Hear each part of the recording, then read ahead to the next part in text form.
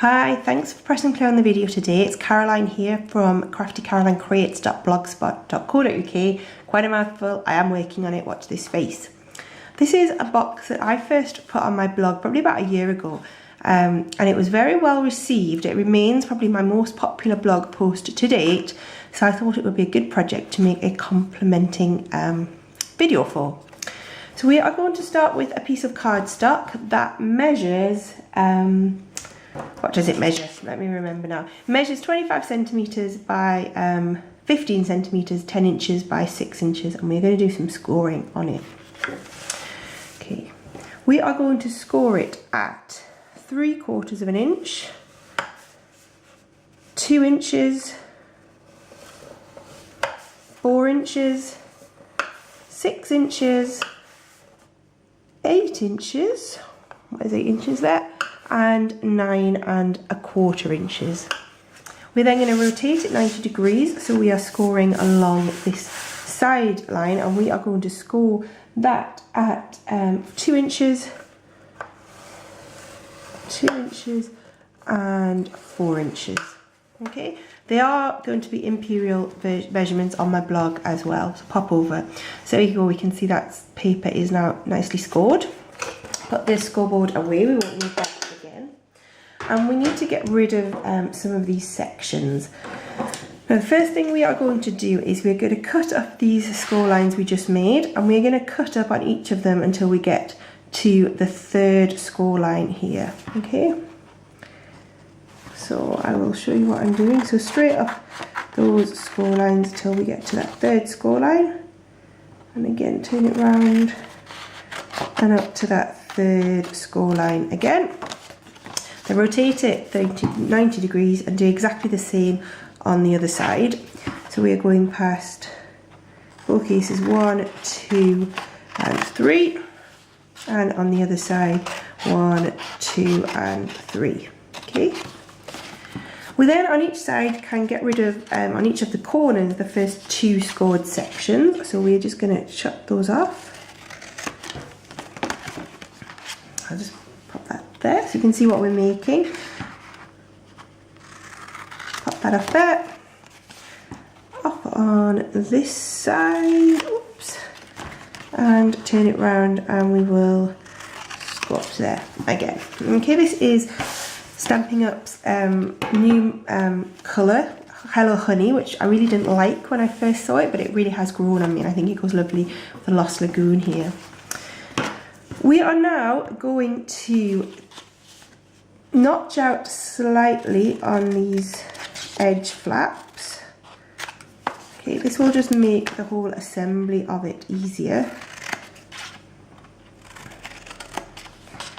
And what you can do, if you want to make the assembly even easier,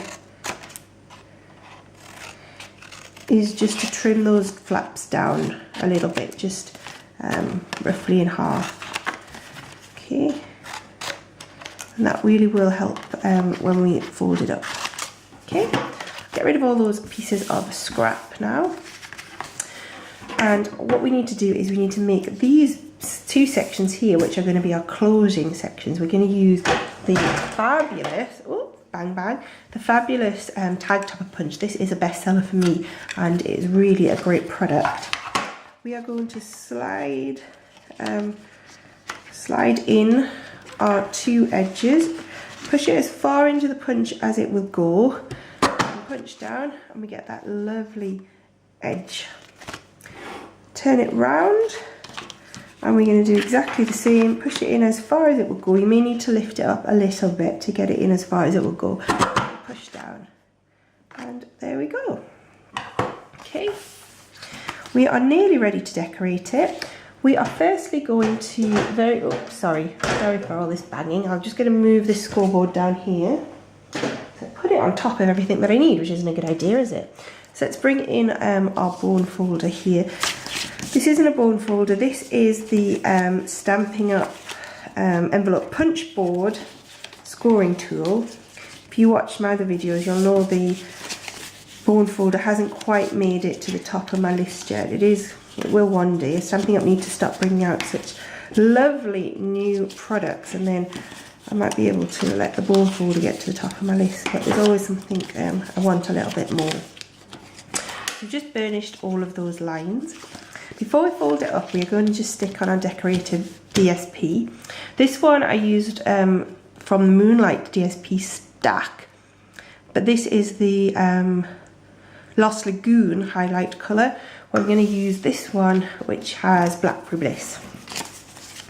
So these measure 1 7/8 of an inch square, which is 4.7 centimetres. As I said, all of the measurements will be over on my blog.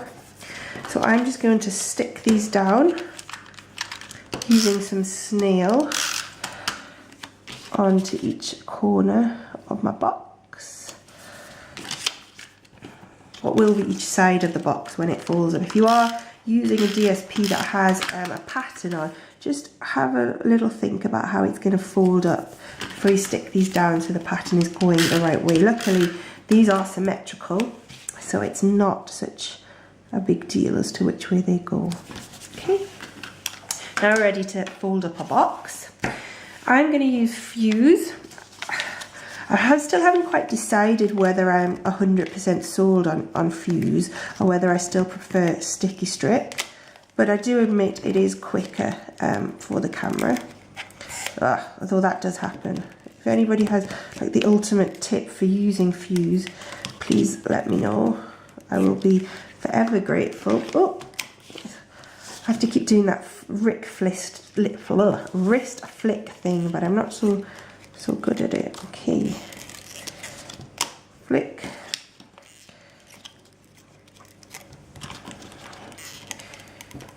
flick. Okay, then we are just going to quickly fold this up. It's one side, two sides. Oh, that's there and there. Okay, and we are nearly ready to start decorating. So you can see how that folds up nicely like that. Okay, a little bit of stamping, my first ever stamping on camera. Let's see how that goes. So I have a little scrap of Whisper White here and two stamps. One is a little flower from the Petite Petals stamp set. The other is this Hello banner from this set, which I really like, Perfect Pennants. It's a really good value mixed set. And we are going to use Blackberry Bliss, which is probably my favourite of the new in colours. So I'm going to start by stamping our flower. And there we go. And then still in Blackberry Bliss, Hello. There we go. Okay. Now the flower is ultra easy to pop out because that of course has a matching punch. Petite Petals and the punch is a great little bundle to get off started with. Really great value set. Okay, and we just pop that out. In terms of the Hello, I'm just going to manually cut that out just using my super sharp paper snips. These are really sharp actually.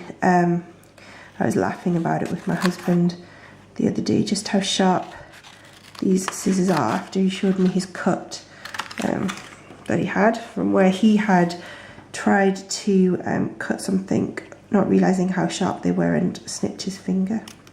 I think it teaches him right for using my crafting equipment, really. Okay, so we have cut those out there. And the Hello, I'm just going to stick down using a glue dot. There we go. Just somewhere about there, I think. And I'm going to do the same. I was going to use a dimensional, but I haven't got any out, so we are using a glue dot to stick down the flower. You can use a dimensional, I think that would look a little bit better. Just stick the flower next to it, there. Okay, I'm just going to pop a little Diamondite rhinestone. My rhinestones, these were a present from Sam Pootles actually. Thank you, Sam. Your Diamondites have made it onto film. Let's pop that in there. Perfect. Just gives that a little bit more bling. See that? Now I'm going to bring in, this is the beautiful stitch satin ribbon, and I'm just going to thread that through the hole in my box, cut off a section. Oh, there we go. And then we're going to bring in a little bit of baker's twine. Maybe cut a bit more than I need. Lots more first actually on this video. First time trying to tie a little bow on camera as well. So we just fold our ribbon up there, wrap our baker's twine around it. This is just white baker's twine. And we are going to pull that tight and tie this off in a little knot. Wow, look at that, a little bow even. I said knot, but I did a bow, and that's what I wanted to do. Okay, just going to trim the edges of that. And trim down this ribbon just a touch, I think, as well. And wow, there we go, 2 very cute little tag opening boxes. They are open at the side, so really good if you want to put anything smelly in there. I actually use these. We have a little holiday apartment that we rent out in Copenhagen. It was my husband's bachelor pad, and I like to leave a little bit of chocolate or something for our guests when they arrive, and these are perfect size and shape for that. Anyway, I hope you enjoyed the video. Do pop over to my blog for the dimensions. If you have any questions, if there's anything I can help with, just give me a call, send me an email, or leave me a comment below. I will look forward to hearing from you, and I will see you again soon. Thank you.